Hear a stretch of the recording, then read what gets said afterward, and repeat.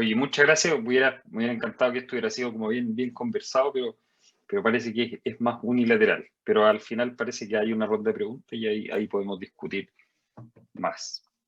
Eh, bueno, el tema que me propusieron que hablara fue síndrome coronario agudo. Mi primera pregunta fue, ¿qué hablamos de síndrome coronario agudo? Ya, de hecho, si revisamos las guías clínicas, para los europeos, para los norteamericanos, para los gringos, los canadienses, las separan con infarto coronario agudo con supranivel del ST, sin supranivel del ST, y hace algunos años también se agregó la angina inestable dentro de esta constelación sindromática. Entonces, ¿cuál es el concepto del síndrome coronario agudo? Primero, que es la enfermedad inestable, la enfermedad isquémica inestable del corazón, ¿ya? Tal como dice aquí, es un espectro clínico de enfermedad cardíaca isquémica, vuelvo a recalcar, inestable, en la cual la isquemia o necrosis miocárdica está causada por estenosis u obstrucción de la misma arteria coronaria, y esto en base a una placa aterosclerótica que sufre un accidente y, por supuesto, en asociación con un estado trombogénico concomitante. Hay que hacer la distinción de síndrome coronario agudo, también están los síndromes coronarios crónicos. Recientemente publicada el año pasado está la guía de síndromes coronarios crónicos en un afán de aunar todas estas patologías, desde la angina inestable hasta los cuadros coronarios agudos que se fueron estabilizando en el tiempo. Entonces, el concepto de síndrome coronario agudo, primero decir que nadie se va para la casa con diagnóstico de síndrome coronario agudo. El diagnóstico de síndrome coronario agudo es un concepto o diagnóstico de trabajo, valga la redundancia.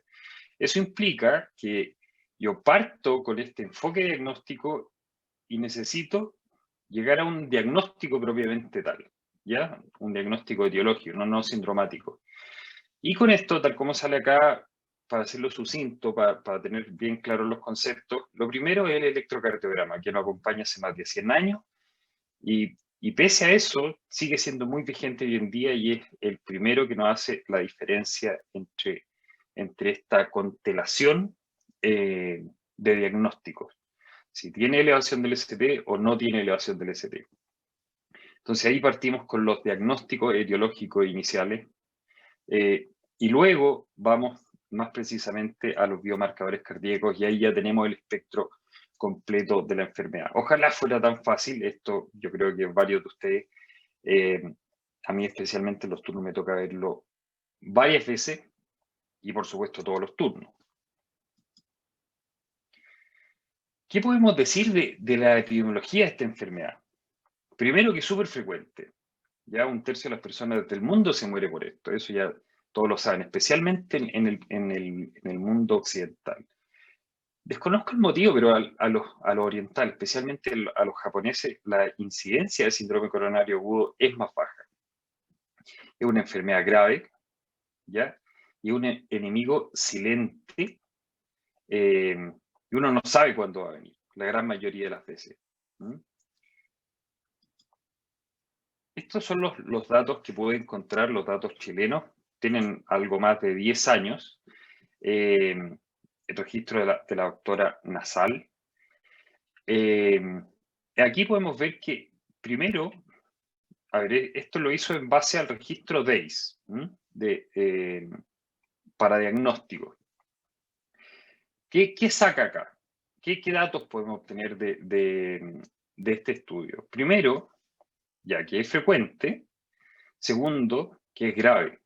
Ahí podemos ver del total de casos que se evaluaron, 100% fueron 83.000 casos.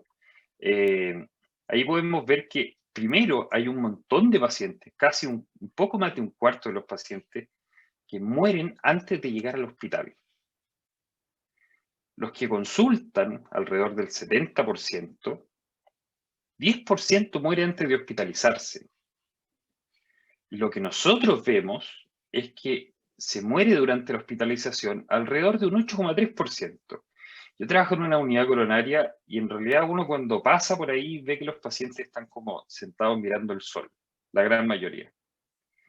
Pero se muere el 8,3% y ocurre. Hay veces que hacen una muerte arrítmica, se descompensan rápidamente, hacen una complicación mecánica de infarto, etc. Pero estos números han ido mejorando. Y egresa vivo de la hospitalización, por supuesto, sumando todo lo anterior. No es que la mortalidad sea un 50% durante la hospitalización. Como dije, en Chile está peri 8%. Egresa vivo de los pacientes que tienen un infarto alrededor de un 50%. O sea, tiene una mortalidad altísima. ¿Qué se ha visto con el paso del tiempo? Esto es con infarto con supradesnivel del ST. Que a medida que van pasando los estudios, y ojo, recalco eso, pacientes de estudios, de protocolos, la mortalidad inicial en el año 86, cuando parten los mega trial, el inicio con trombolíticos, GC streptokinasa, etcétera, gusto, después con TPA, vamos observando que la mortalidad va disminuyendo. Eso es multifactorial. Y es bueno que sea así, va mejorando entre comillas, el pronóstico de la enfermedad, y ahora nos acercamos a tasas de mortalidad tan bajas, en esto, por supuesto, en estudio, no es completamente el mundo real, PENI 2-3%. Este es un registro del SwiftHeart, que cada cierto tiempo van haciendo publicaciones. Esta es la última que se publicó el año pasado, 2020, o sea, perdón, se publicó este año, con datos tabulados el año pasado. ¿Y qué es lo que podemos ver? Tenemos una serie de herramientas que han ido apareciendo en el tiempo para el manejo de los pacientes con síndrome coronario agudo. La aspirina, el beta-bloqueo, la angioplastía, la doble terapia antiplaquetaria, IECA, estatina, etcétera, etcétera, etcétera. Y vemos cómo a medida que se va adhiriendo cada vez más, van mejorando las técnicas, por supuesto en relación a la angioplastía, y vemos en el gráfico de la derecha cómo la mortalidad desde el inicio más o menos de este registro ha ido progresivamente disminuyendo en cuanto a mortalidad, infarto del miocardio, falla cardíaca, enfermedad, o sea, muerte de causa cardiovascular, stroke, y muerte por todas las causas, etc. En Chile ha ido pasando algo parecido.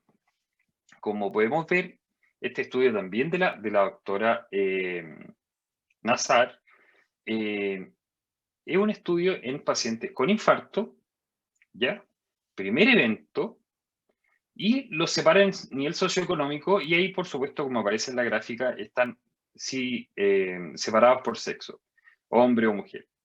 En el gráfico superior vemos la sobrevida a 0 y a 30 días post primer infarto agudo del miocardio. Y ahí podemos ver que desde el año 2002 hasta el fin de esta corte en el año 2011, la sobrevida a los 0 a 30 días ha ido mejorando. Tal como veíamos en los gráficos de otros lugares del mundo, ha ido mejorando la sobrevida de esta enfermedad. Las mujeres, siempre un poco más maltratadas, también han ido mejorando. La terapia ha ido cambiando. Le ofrecemos más terapia a los pacientes. No es que los pacientes se porten mejor, que hagan más deporte, etc. Es que la terapia ahora es mejor y tiene más acceso la población. Y el nivel socioeconómico impacta en el pronóstico de esta enfermedad. En el gráfico de abajo, ve la mortalidad un poco más largo plazo, a 30 días y al año en ese periodo. Y también podemos observar que a medida que van pasando los años, desde el 2002 al 2011, y ahora también progresivamente ha ido mejorando,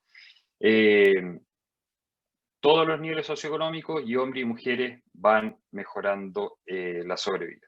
Pero llama la atención eso, que los resultados son mejores en hombres que en mujeres. Eso revierte varios análisis. Dentro de esto también está la llegada del auge con acceso universal y, por supuesto, las terapias y poder darle las terapias a los pacientes. Ahora, para entrar de lleno en síndrome coronario agudo, ¿cómo se produce esta enfermedad? No vamos a hablar de placa ateroma, pero la génesis de esta enfermedad radica en la placa aterosclerótica, ¿ya? Y como les decía, en esta concomitancia de un estado protrombótico. Hay pacientes que tienen placas de ateroma, que se fisuran, que se rompen, pero no hacen síndromes coronario agudo. Pero sí se ha demostrado que los pacientes que tienden a hacer estados protrombóticos y hacen inestabilidad de placa, hacen la tormenta perfecta para que se produzcan los síndromes coronarios agudos. Entonces, esta publicación del doctor Peter Levy, que ha publicado hace muchos años sobre síndromes coronarios agudos, más o menos viejona del 2017, él postula que habrían alrededor de 4 mecanismos que se van mezclando, por supuesto, entre ellos. No es que cada uno tenga una manifestación de este tipo, sino que pueden haber mezclas de ellos en el mismo paciente para la génesis de un síndrome coronario agudo. Entonces ahí podemos ver en la letra A un paciente que tiene una placa aterosclerótica que está inflamada. Esos son monocitos macrófagos los que están ahí en azul. Esta placa se rompe. Ese termómetro habla que hay altos niveles de inflamación medido por proteína C reactiva ultrasensible. Y ese sería un grupo. Paciente inflamado con placa inflamada. ¿Ya? El segundo grupo son aquellos pacientes que no tienen alta carga inflamatoria, ¿ya? Y por X motivo, por aumento de catecolamina, etcétera, hacen accidentes de placa. Pero al medirlos con OCT, ¿ya? Imagen intracoronaria, no se observa ni en sangre alto nivel de proteína C reactiva, ni se observan placas con alta carga de monocitos macrófagos, ¿ya? Pero se rompe. El tercer grupo son las erosiones de placa, ¿ya? Que dan cuenta a esta rotura del endotelio, la íntima, exposición de sustancias subintimales, y eso ocasiona el estado protrombótico. Y esto principalmente se da en mujeres y ha ido aumentando en forma relativa en comparación con los otros mecanismos de producción de síndrome coronario agudo. Y el otro que también nos ha tocado ver, que se produce por disfunción endotelial, es el espasmo de arterias epicárdicas, y que también está relacionado con algún mecanismo de aterosclerosis. Dentro de ellas, ¿cuál es la disfunción endotelial? Que uno lo pensaría que es algo temporal, autolimitado, pero hay algunos pacientes que pueden llegar a ser muerte súbita por espasmo coronario al desarrollar isquemia, y con eso sustrato para desarrollar arritmias, las condiciones para desarrollar arritmias. Entonces ahora tenemos una placa, que se rompe, y tenemos un músculo, un miocardio, que sufre. Entonces, de la última definición universal de infarto de miocardio, ya se acoge el término de injuria miocárdica aguda, porque ahora están las condiciones para decir, tenemos esta sustancia que se llama troponina, que está dentro de la célula miocárdica y ahora sale de la célula miocárdica.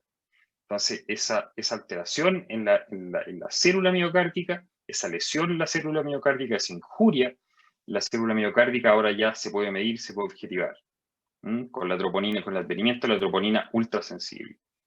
Entonces ahora tenemos una injuria miocárdica aguda, y cuando vemos este escenario de injuria miocárdica aguda asociado con la imagen de la izquierda con un accidente de placa, una lesión de placa aterosclerótica, ahí hablamos de infarto tipo 1. Y tal como se recoge textualmente en la última definición universal, el infarto tipo 1, los criterios son elevación de la troponina, lo que marca la injuria miocárdica aguda, en asociación con alguno de los siguientes elementos que dan cuenta de lesión isquémica. ¿Cuáles son? Síntomas como el dolor o la disnea como equivalente anginoso, entre otros, nuevos cambios electrocardiográficos en asociación con nuevos cambios isquémicos electrocardiográficos, el desarrollo de ondas Q patológicas, imagen de alteración compatible con un territorio coronario, por supuesto, etiología isquémica. No solo en el eco, también puede ser en imágenes de medicina nuclear, resonancia, etc. Y la identificación de un trombo coronario, tanto por angiografía como por anatomía patológica. Ahí tengo que mostrar esa foto. Esa es una tabla horrible. Estaba hecha para que fuera horrible. ¿Por qué? Y tal, y recalco lo que dice ahí abajo para una lista más comprensiva. Hay un montón de causas de elevación de troponina, por tanto de injuria miocárdica aguda, que es bueno tenerla en cuenta, especialmente cuando este síndrome, ya cuando estoy evaluando un paciente y tiene troponina alterada. Ya me voy a detener aquí un poco en esto, que es importante no ver a la troponina, sino que ver al paciente con el síndrome que tiene la troponina alterada. ¿Ya? Porque hay muchas editoriales, esto está pasando en todo el mundo, de las troponinitis, coronariografías de más, porque se observan pacientes con troponina alterada, sin hacer ninguna adquisición diagnóstica. Les dejo la referencia.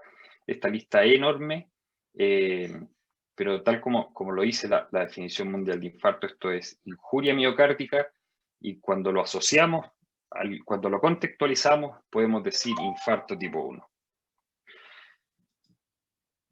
Entonces, como vemos acá, desde un corazón que se puede ver completamente normal hasta un infarto transmural, o sea, completo, y en el tiempo esto nos va a dar distintas manifestaciones clínicas y de exámenes complementarios, donde vamos a ver la alteración electrocardiográfica, las alteraciones de biomarcadores, todo esto es evolutivo, las alteraciones de imagen o en la necrosia. O me faltó poner aquí también el examen físico o los síntomas que tiene el paciente. No es lo mismo en el tiempo de evolución los hallazgos que vamos a encontrar. Entonces, todo paciente con sospecha de infarto, o sea, de síndrome coronario agudo, podríamos decir todo paciente con sospecha o para evaluación de dolor torácico, etcétera, ya sea en el contexto extrahospitalario como intrahospitalario. Lo primero que tenemos que hacer es interrogarlo, como cualquier enfermedad, interrogarlo, examinarlo y tomar un electrocardiograma. Se me olvidó poner los tiempos, pero uno en interrogar a un paciente con dolor torácico, yo creo que comparativamente, desde preguntarle bien, hacerle la anamnesis, examinarlo e interpretar el electrocardiograma, todo perfectamente se puede hacer en 10 minutos o menos.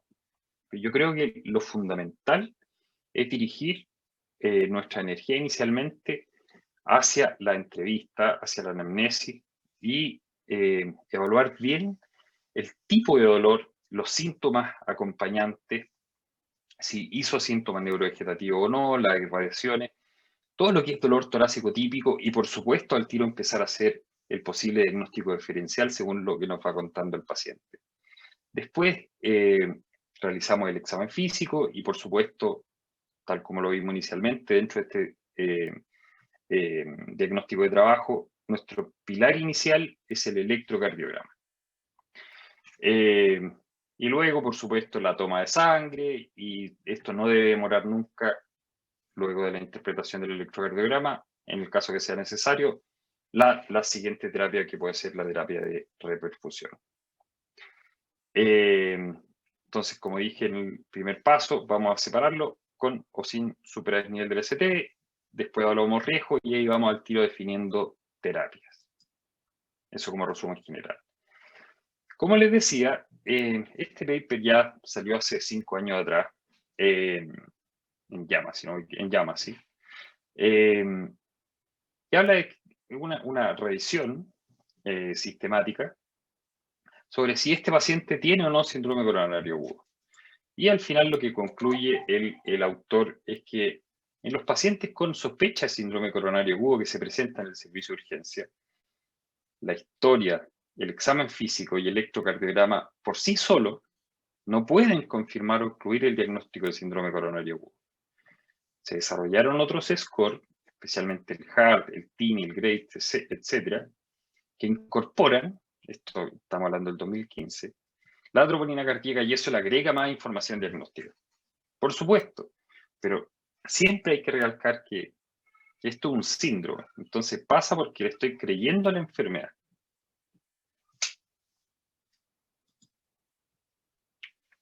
20, 30 segundos, no les va a tomar más que eso, el preguntarle por antecedente personal de cardiopatía coronaria, familiar de cardiopatía coronaria.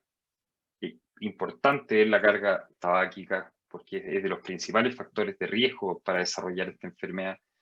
La enfermedad renal crónica, por supuesto, es muy frecuente, la diabetes, la hipertensión, especialmente si son enfermedades de larga data y más aún si son mal controladas. El uso de simpático mimético, que se ve mucho, y generalmente hay que preguntarlo con harto tino, porque el paciente muchas veces esconde el antecedente.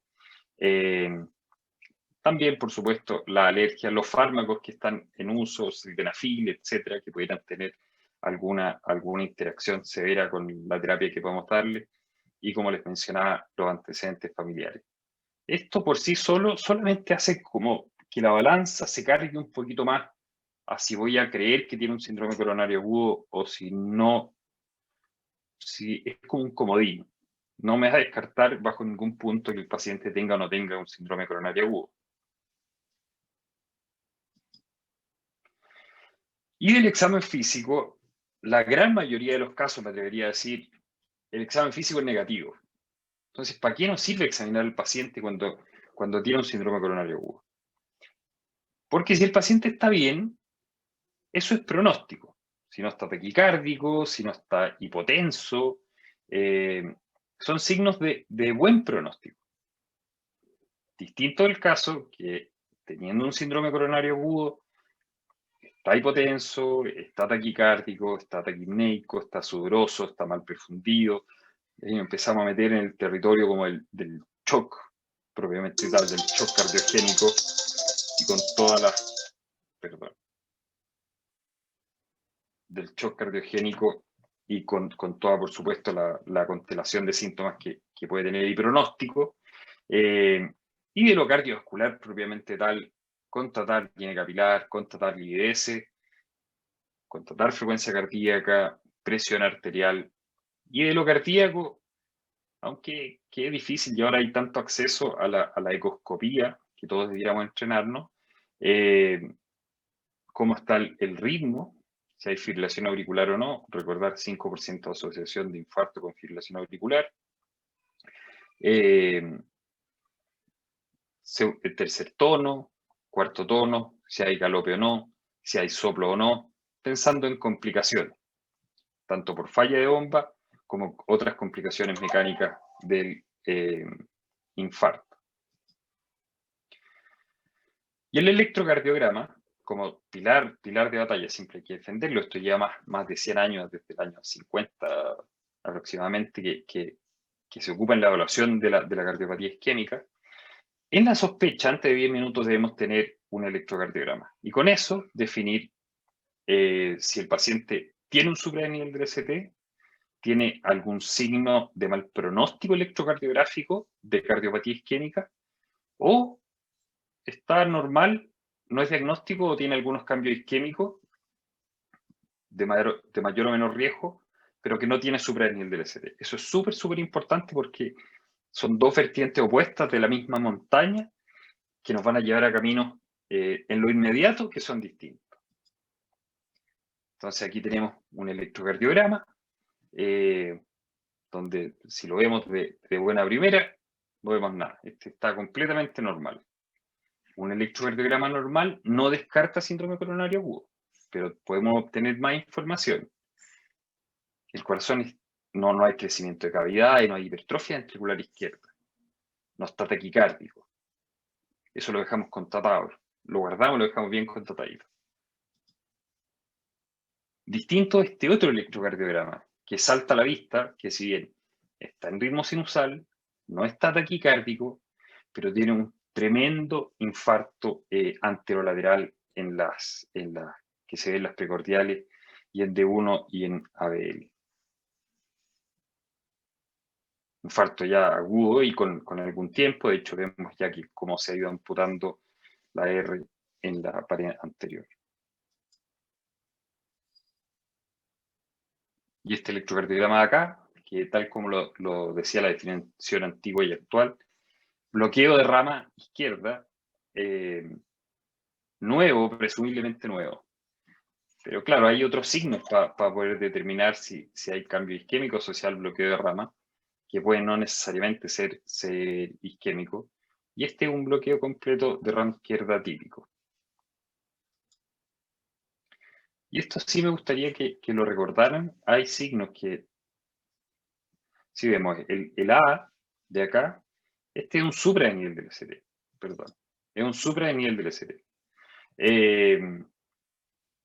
Este también se puede ver como supra de nivel del ST franco. Miren este acá, el punto J sale más abajo, ¿ya?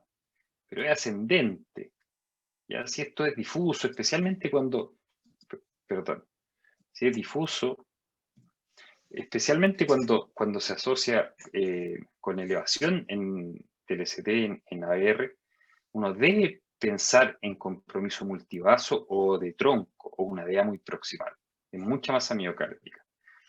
Esto también a veces a uno se le pudiera llegar a pasar, por eso tiene que tener alto nivel de sospecha cuando nos toca en un electrocardiograma sin supradesnivel del ST, un poco de R en B2 y un infranivel del ST en B3 o B4, porque puede ser la imagen especular de un supradesnivel del ST posterior. O sea, si tenemos un paciente con dolor torácico y que tiene un poco de infranivel del ST en las derivadas B3, B4, y el paciente persiste con dolor, siempre debemos tomarle derivadas posteriores, ¿ya? Porque eso está infrarrepresentado, está subrepresentado en el electrocardiograma convencional de superficie. Muy mencionado el signo de Behlens, descrito, si mal no recuerdo, en 1980 por el doctor Behlens, que en paz descanse, con sus dos patrones, estas ondas T isodifásicas profundas, que muchas veces cuesta verlas cuando se pasa el dolor, que el electrocardiograma esté normal y después se profundicen con dolor. El verla uno ya lo debe hacer sospechar compromiso de la descendente anterior. Y vemos acá abajo los criterios de Garbosa en presencia de bloqueo completo de rama izquierda. Han aparecido también nuevos criterios. Y no olvidar nunca las T hiperagudas, que en pacientes con dolor o no diagnóstico debíamos repetir el electrocardiograma para ver la evolutividad. Como ya también lo mencionábamos, debemos excluir otras causas de dolor torácico. Y ahí tenemos causas cardíacas y no cardíacas. Y dentro de las no cardíacas están especialmente las pulmonares, el tromboembolismo pulmonar, el neumotórax, neumonía. Es raro, que igual puede dar dolor torácico. Enfermedad de grandes vasos, como puede ser la disección aórtica aguda, que el tratamiento va a ser diametralmente opuesto. Enfermedad digestiva, también es un diagnóstico diferencial que a uno también lo puede confundir, especialmente el espasmo esofágico, la patología ortopédica, el dolor a la palpación del tórax, aunque no lo crean, hay pacientes que han tenido síndrome coronario agudo y les duele la palpación del tórax. Especialmente hay que tener en cuenta cómo uno lo está palpando. Y dentro hay un sinfín enorme de causas. Ahí nos orientamos haciendo una buena anamnesis, un buen examen físico, por supuesto, con la evaluación del laboratorio. Y dentro de las causas cardíacas, la miocarditis podría emular un síndrome coronario agudo, taquiarritmia en el contexto de desbalance oferta-demanda también podría ocasionar dolor torácico y cambios isquémicos en el electrocardiograma. Lo mismo que la falla cardíaca, hipertensión severa, la estenosis aórtica también, recordemos que puede dar dolor torácico, lo mismo que la miocardiopatía inducida por estrés, el espasmo coronario y el trauma, por supuesto, cardíaco. Ahora, en cuanto a los biomarcadores, ya mencionaba recién la troponina y ahora todo el mundo habla solo de troponina, Pero recordar desde que partieron los biomarcadores cardíacos, ya en la década 50, 60, con el dolor torácico, después viene el electrocardiograma, la evolución y evaluación de los cambios isquémicos del corazón, después la GOT, ya la AST, que no sé si alguna vez les ha tocado ver pacientes que se fueron de evaluación abdominal porque tenían infarto y además elevación de la GOT. Antes se ocupaba esto como biomarcador cardíaco.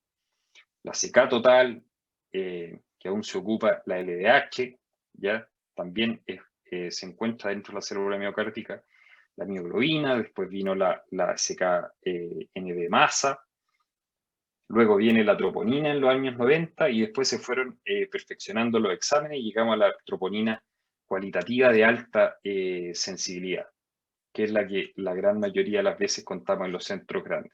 Y ahí es muy importante determinar si el examen que estamos utilizando es o no un examen de alta sensibilidad. Muy cortito, la troponina es una proteína que está ligada al filamento delgado, ¿ya? Y está predominantemente ligada, está en el sarcómero y tiene una pequeña porción que está en el citosol, que no da cuenta más del 5 o 6% de la troponina que está dentro de la célula miocárdica. Y por supuesto hay una pequeña concentración libre, pero toda la libre porque hay un recambio celular. Pero la gran mayoría de los pacientes tienen niveles bajos indetectables de troponina. Entonces, el advenimiento de la troponina ultrasensible, quería recalcar esto, no hizo otra cosa que revolucionar el manejo de los pacientes con síndrome coronario agudo, al punto que hay veces que a uno le piden evaluación de otros lugares del hospital porque el paciente tiene troponina alterada. Pero ¿qué otra cosa aparte tiene la troponina alterada? Y ahí entramos en el problema, porque no partimos al derecho, sino que partimos al revés. Tenemos un examen alterado y cómo lo metemos ahora en el paciente. Pero sí revolucionó la evaluación del dolor torácico o síndrome coronario agudo, porque el tener troponina alterada, sea o no de etiología coronaria aguda, igual le da mal pronóstico al paciente. Ya no hay troponina elevada que sea de buen pronóstico. Eso es súper importante tenerlo en cuenta. Ese paciente ya per se tiene más riesgo de mortalidad a largo plazo. Y en el episodio agudo también, si tengo evidencia de injuria miocárdica aguda, algo está pasando en el corazón y requiere evaluación inmediata. Entonces, los algoritmos iniciales fueron acortando el periodo de evaluación, especialmente en el delta, esto para el servicio de urgencia. Entonces pasamos, tal como dice ahí, si un paciente tenía con troponina ultrasensible, dolor de más de 6 horas y la troponina era negativa, prácticamente descartamos el síndrome coronario agudo. Esos plazos ahora se han ido hasta acortando a 3 horas o 2 horas. El año pasado se ha ido en el Congreso Europeo un estudio donde se validaba el algoritmo de delta de 1 hora en el contexto de urgencia y por supuesto en pacientes con riesgo intermedio o bajo. Si un paciente viene al servicio de urgencia y tiene dolor de menos de 6 horas, o nos topamos con un paciente con menos de 6 horas de dolor, ahí una troponina, aunque salga negativa, tenemos que volver a hacer otro examen. ¿Ya? Generalmente con el protocolo de 1 o 3 horas. Y según la elevación, vamos a determinar si el paciente tiene una injuria miocárdica aguda asociado a los otros elementos que encontramos, vamos a decir si tiene un síndrome coronario agudo o no. Si la troponina está alta y no tiene cambio, es una injuria miocárdica crónica y por supuesto ahí tenemos que hacerle la evaluación que está fuera de la discusión que estamos teniendo ahora. Entonces, si el paciente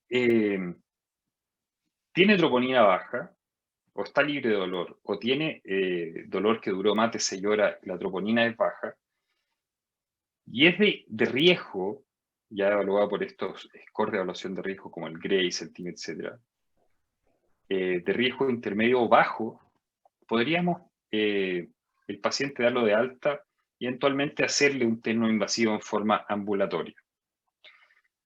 Todo paciente con síndrome coronario agudo con elevación de biomarcadores ya debiera ir a evaluación invasiva. Y por supuesto, todo paciente con elevación del segmento CT no le vamos a pedir troponina, sí, pero no vamos a esperar el resultado de la troponina para el manejo invasivo. O sea, un paciente con elevación del segmento CT, sacamos el diagnóstico de la troponina, en la evaluación diagnóstica del paciente, sacamos la troponina de lado y actuamos de acuerdo a, como lo vamos a discutir después, otra estrategia en el manejo. La radiografía de tórax está indicada. A mí me gusta mucho lo de las clases 1, clase 2, clase 3, pero es importante recalcarlo. La radiografía de tórax está indicada, valga la redundancia, cuando yo quiero que me conteste alguna pregunta. La recomendación de la guía es tomar una radiografía de tórax con bajo nivel de evidencia en todos los pacientes con síndrome coronario agudo. Pero sí está indicada cuando yo quiero que me conteste una pregunta, cuando quiero evaluar congestión pulmonar, cuando estoy sospechando patología tanto cardíaca como extracardíaca, quiero evaluar el mediastino, quiero evaluar el tamaño de la silueta cardíaca, etcétera, etcétera, etcétera. Pero podríamos eventualmente no tomarla. Y ya que vamos juntando elementos, ya le preguntamos al paciente, ya lo examinamos, ya tenemos los signos vitales, ya tenemos el electrocardiograma, eventualmente ya tenemos la troponina. Ahora corresponde hacer una evaluación del riesgo. Entonces, la evaluación del riesgo podemos hacerla al ojo, ya si uno ya lleva harto tiempo. Yo trato de, para no perder la costumbre de meter a los pacientes y hacerles el GRACE score a lo menos y score, por supuesto, de riesgo de sangrado, para no perder la costumbre, pero ya uno va viendo tanto paciente que ya sabe, no, eso sería un poco presumido, pero ya tiende a pensar cuál podría tener más riesgo que otro no, ¿ya? Pero lo que recomiendan es que uno, en forma objetiva, le ponga un numerito al riesgo clínico del paciente. O situaciones de riesgo que cambian su pronóstico, o dejar eso, por supuesto, constatado. Lo podemos evaluar clínicamente, como el score de Killiby-Kimball, y estos scores que mezclan algunos exámenes como el electro y el laboratorio, más otros clínicos y antecedentes, como son el TIM score, el PURSUIT, el GRACE score, y para los pacientes de bajo riesgo, el HART, entre muchos otros que se han ido creando. Ahora, de la evaluación del riesgo, voy a tratar de apurarme un poco porque queda un montón todavía. Dentro de la evaluación del riesgo, como les decía, la evaluación clínica es re importante. Esto lo dejé ahí anotadito del año 67. Doctor Killiby-Kimball hicieron esta evaluación clínica que tiene pronósticos distintos cuando un paciente llega sin signo de falla cardíaca versus uno que llega en shock cardiogénico con mortalidades que pueden llegar al 50-70%. Aquí tenemos el GRACE score, el que tiene más peso en la evidencia. Al lado tenemos el desglose. Y podemos ver que ya con tener edad más de 80 años, frecuencia cardíaca, algo taquicárdico, no sé, 110 podríamos decir, 105 por minuto, que no es tanto, y presión sistólica baja, ya ese paciente podríamos considerarlo de riesgo alto, especialmente si tiene, no sé, como dice allá abajo, biomarcadores positivos. El GRACE score no dice si tiene troponina, no sé, de 1000 versus troponina de 100 o versus troponina de 50. Solamente considera biomarcador positivo. Ahí tenemos el desglose. Hay muchos recursos en línea para poder calcularlo. Eso es fácil. Paciente con menos de 140, riesgo intermedio, menos de 110, si mal no recuerdo, era el riesgo bajo, pero menor puntaje, riesgo bajo, 110 parece 140, riesgo intermedio, y más de 140, riesgo alto. Y recordar que las condiciones de riesgo alto, tal como lo podemos ver acá en la clasificación de Cribb-Kimball, son aquellos pacientes que están con signo de congestión pulmonar, mientras más, por supuesto, más grave, o inestabilidad hemodinámica, ya eso también le da más riesgo y debiéramos estudiarlo más precozmente, o que tienen inestabilidad eléctrica, ya o elevación marcada de biomarcadores. Eso también son de riesgo mayor. Entonces, tal como ya hemos estado recalcando, si tenemos un paciente con sospecha de síndrome coronario agudo, si tiene supradesnivel del ST, la terapia que le ofrecemos y tenemos que solamente pensar en eso es abrir la arteria, terapia de reperfusión. Si no tiene elevación del segmento CT, le hacemos la evaluación del riesgo y el paciente de riesgo alto, aquí falta una, que es la de riesgo muy alto, que los vamos a manejar como si tuvieran supradesnivel del ST. ¿Cuáles son? Inestabilidad eléctrica, inestabilidad hemodinámica, angina refractaria. Ya esos pacientes debieran ser manejados con urgencia, con coronariografía y eventual angioplastía antes de 2 horas. Los pacientes de alto riesgo, TIMI más, o sea, Grace, perdón, más de 140 puntos, o características de alto riesgo, manejo invasivo precoz, eso quiere decir, ojalá antes de 24 horas. Riesgo moderado, 110, 140, antes de 72 horas, hay que estudiar a estos pacientes, eso es lo que tenemos que tener en claro. Y los pacientes de bajo riesgo son aquellos que tienen bajo puntaje en el Grace y más que nada, eso que dice ahí, como manejar como en forma ambulatoria, yo en realidad no me ha tocado ver así como, no, tiene una angina inestable, vamos a manejarlo en forma ambulatoria. No, es más bien los pacientes que yo no pienso que tengan un síndrome coronario agudo. A eso le podemos aplicar el score de Hart, no sé, o el Grace que les dé bajo puntaje y probablemente podríamos ofrecerle un estudio no invasivo. En mi hospital, en el Sotero del Río, es mucho más fácil y más asequible y menos engorroso hacer una coronariografía en este tipo de pacientes. También tiene que ver con la disponibilidad del recurso. En cuanto al manejo inicial, aquí no supe bien cómo mezclarlo para no ser tan enredado. Pero tanto los pacientes con síndrome coronario agudo, con supra o sin supra del nivel del ST, vamos a hacer la adquisición de que si le vamos a dar oxígeno o no. Ya se sabe que si el paciente no tiene hipoxemia, no es necesario darle oxígeno suplementario, tiene que saturar más del 92%. Y la terapia que va a cambiar el pronóstico desde la etapa aguda es la terapia antiagregante, la anticoagulación y la terapia antiisquémica. Pero básicamente la terapia antiagregante y la anticoagulación. Entonces, voy a mostrar algunas diapositivas después cortito de la cantidad de agua bajo el puente que ha corrido para llegar al manejo que tenemos actualmente de estos pacientes, que ahora uno lo deja como receta de cocina. Han habido muchos estudios que fundamentan lo que se hace en la práctica clínica habitual y lo que recomiendan las guías. La estatina, últimamente han aparecido estudios con colchicina, y la analgesia, teniendo en cuenta algunos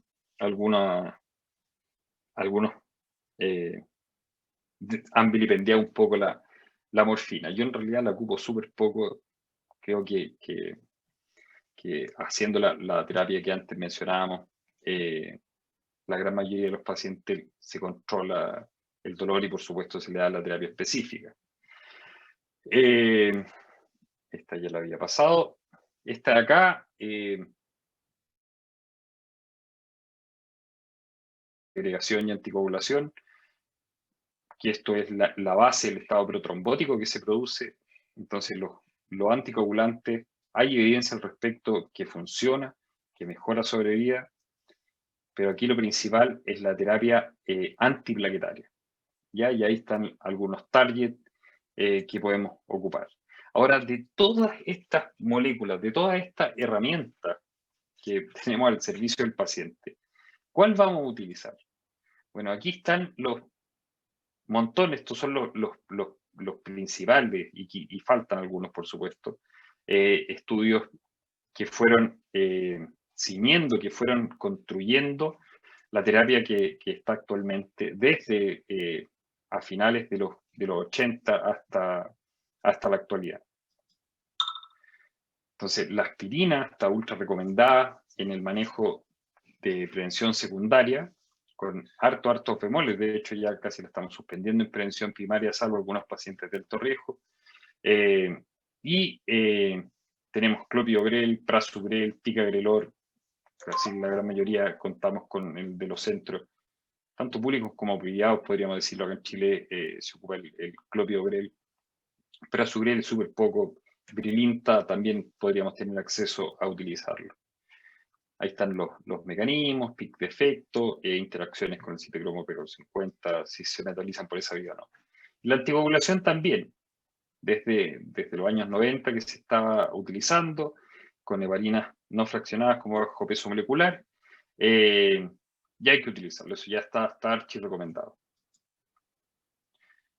Individualizar la terapia, esto es más que nada pensando en el tiempo y de la duración que le vamos a dar a la terapia.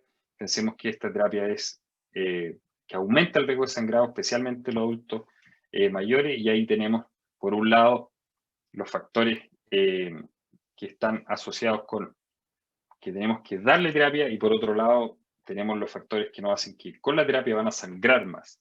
Entonces, esto tenemos que ir viéndolo paciente a paciente para determinar una terapia, entre comillas, más individualizada.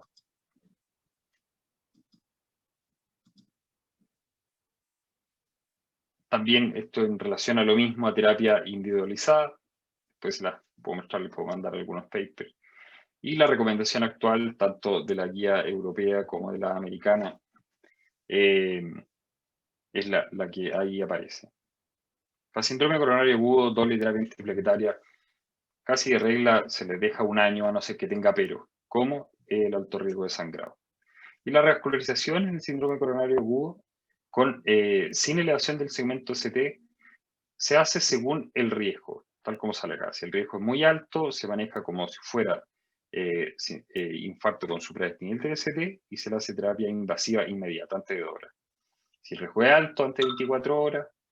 Si es de riesgo intermedio, antes de 72 horas. Y si el riesgo es bajo, no alta, pero sí se le podría hacer alguna prueba no invasiva para determinar. Ahora, que nos falta esta patita que vamos a tratar de hacerla un poco más rápida, pero que es tremendamente importante. 20-25% de los síndromes coronarios agudos tienen supradesnivel en el electrocardiograma. Entonces, ¿qué pasa si me toca un paciente con supradesnivel del ST en el electrocardiograma? Lo primero que tenemos que pensar es que esa arteria está tapada y debemos correr, porque el tiempo es miocardio, es masa miocárdica que estamos perdiendo. Chuta, no sé por qué no puse la... Voy a ver si está después, pero ya a las 6 horas de obstrucción de una arteria coronaria, ya el 90% de la masa miocárdica irrigada por esa arteria, si es que no tenía condicionamiento isquémico, desarrollo colaterales, etc. Si se tapó y no tenía colaterales, el paciente no está condicionado ni nada, 90% de las 6 horas ya está muerto en forma irreversible, eso va a ir a cicatrización. Entonces, sin supradesnivel del ST es abrir la arteria. Ahí vamos a ver, trombolisis versus angioplastía. Entonces, lo que está indicado es reperfundirla, es abrirla. Y clase 1 antes de 12 horas. Y después vamos a ver algunas disquisiciones. Angioplastía primaria, 2A para las 12 a las 48 horas. Después de eso no. Entonces, ¿qué le vamos a ofrecer al paciente? Trombolisis versus angioplastía. ¿Las dos son buenas? Sí, las dos son buenas. Pero es mejor la angioplastía. ¿Por qué? Porque asegura con mayor frecuencia la patencia del vaso. Y tal como podemos observar ahí, hay diferencias en los outcomes clínicos entre una y la otra. Pero ¿qué vamos a considerar? Primero, que sea factible. Si yo estoy en un centro que no tengo factibilidad, como nos pasa a veces, en el traslado de los pacientes que llegan a la Florida, que no tiene acceso no hay disponibilidad inmediata de angioplastía, pero sí pueden trasladar al Sotero, que a juicio de uno en ambulancia serían 20-30 minutos, a veces esos traslados se demoran 3 o 4 horas. Son 3 a 4 horas de masa miocárdica perdida. Entonces, esos pacientes, si yo sé que mi traslado va a ser dilatado, debiera abrirle la arteria con lo que tenga. Como no tengo angioplastía, debiera hacerle trombolisis. Y eso hay que ser súper proactivo.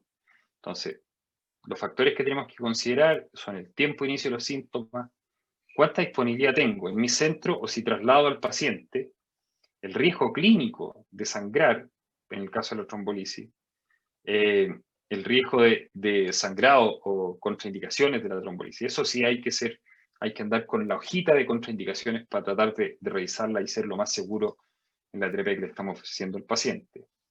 Entonces, una de las dos terapias. Si le hacemos terapia con trombolítico, a medida que va pasando el tiempo, como dice ahí, el Timiflow, el score de flujo del vaso, podríamos decirlo así, se relaciona directamente con la obstrucción microvascular, por tanto, con miocardio que ya está perdido. ¿Ya? Cuando el flujo es más lento, en el contexto de infarto o el miocardio, significa que ya hay territorio del miocardio que ya se perdió, hay trombosis microvascular, por eso es más lento. Entonces, el grado de flujo se relaciona con el miocardio perdido, con el tiempo de evolución. Entonces, a mayor tiempo de evolución, con el trombolítico es menos el miocardio que vamos a lograr salvar. Es algo como indirecto. Versus con la angioplastía, que yo me aseguro que por lo menos la coronaria epicárdica va a quedar abierta inmediatamente. Ahora, desde el tiempo de inicio de los síntomas, este es el gráfico que quería mostrarles, porque esto es lo que tienen que tener en cuenta. La gran mayoría de la masa miocárdica se pierde en las primeras 4 horas de obstruida la arteria coronaria epicárdica. Pero la ventana que recomienda la guía es darle terapia inmediata antes de las 12 horas. Y después de eso, después de las 12 a las 24 horas, especialmente si el paciente tiene síntomas todavía, inestabilidad hemodinámica, inestabilidad eléctrica o dolor persistente, eso significa que todavía hay miocardio que está inestable, irritable, que se podría salvar, el área de Perumbre, etc. Tiempo de traslado. ¿Por qué está el tiempo de traslado? Porque este gráfico cruza el beneficio del efecto cuando yo le doy en forma precoz trombolítico versus angioplastía.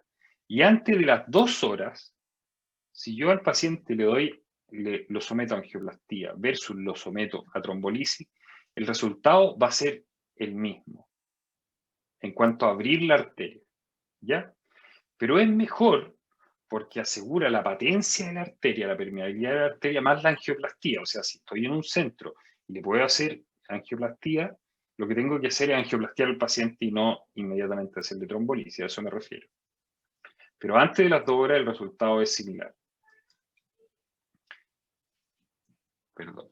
Entonces, me voy a ir apurando un poquito, porque creo que ya estamos como en hora.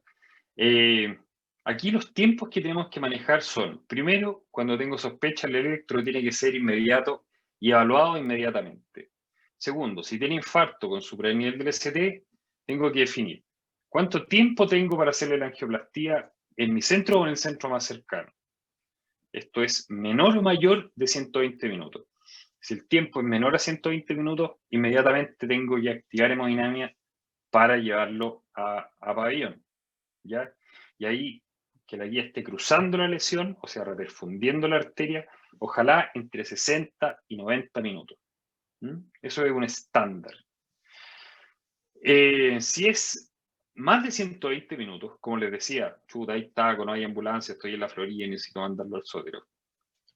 Va a ser 3, 4 horas. Tengo que trombolizar al paciente, corta. No hay que darle más vuelta al asunto. Se tromboliza y ahí no es que con eso ya se mejoró el paciente, al contrario, puede hacer algunas complicaciones.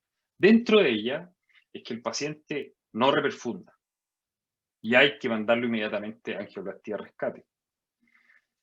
Puede volver a taparse, puede hacer otras complicaciones. Igual tengo que mandarlo a una unidad monitorizada, ¿ya? Y igual lo que se recomienda es que el paciente entre las 2, 3 a 24 horas se le realice una coronariografía para evaluar la lesión que se infartó. Antes de 2-3 horas no se recomienda porque si está con el trombolítico aumenta el riesgo de complicaciones porque está con el trombolítico. Pero después de 2-3 horas hay que realizar la coronariografía. Y ahí la recomendación de la guía. Ahora de la trombolisis, vamos a ir más o menos rápido. Tenemos hartos trombolíticos, algunos que son fibrino específico y otros no fibrino específico. Streptokinasa yo creo que ya se ocupa poco. Yo fui en el de zona, me tocó ocupar mucho streptokinasa, me sentía súper cómodo con ella. Y lo más frecuente era que el paciente se hipotensaba. Se cortaba la infusión y mejoraba la presión y se reanudaba. Era hasta como entretenido, uno estaba ahí todo el rato con el paciente. Ahora están los nuevos trombolíticos, que son mucho más cómodos de usar, hay algunos que se pueden dar hasta en bolo. Y tienen mejor patencia o permeabilidad del vaso en el tiempo que la streptokinasa. O sea, son mejores que la streptokinasa y son más seguros.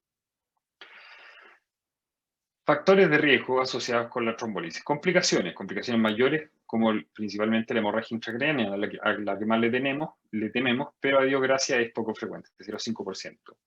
También se pueden hipotensar, especialmente la streptokinasa, 15%, y reacciones alérgicas son muy poco frecuentes, pero ahí principalmente es la streptokinasa, la que tiene más evento adverso en realidad. Y los factores de riesgo para hemorragia intracraniana, tenemos que tener esto en cuenta cuando vamos a dar trombolisis, es la edad. Cuando tienen más de 75 años, ahí se recomienda reducir la dosis. Cuando son muy hipertensos, tienen hipertensión no controlada, con el uso concomitante, por supuesto, el tratamiento anticoagulante. Cuando son muy flaquitos y especialmente las mujeres. Mujeres dañosas flaquitas son las que tienen más riesgo. Las contraindicaciones absolutas y relativas, esto como les decía, hay que tenerlo en una tabla o revisarlo cada vez que uno va a dar trombolisis. Y no es solo hacer angioplastía, no es solo hacer trombolisis, sino que lo que estamos haciendo es reperfundir la arteria. Esa es nuestra terapia, reperfundir. ¿Y cómo lo evaluamos esto? Con criterios de reperfusión. Que el dolor disminuya precozmente a más de un 50% o desaparezca el dolor. Eso significa que se controló, ya que está abierta la arteria, duele la isquemia. Que haga pic enzimático precoz para las troponinas antes de 12 horas y que, por supuesto, revierta el supradesnivel del ST.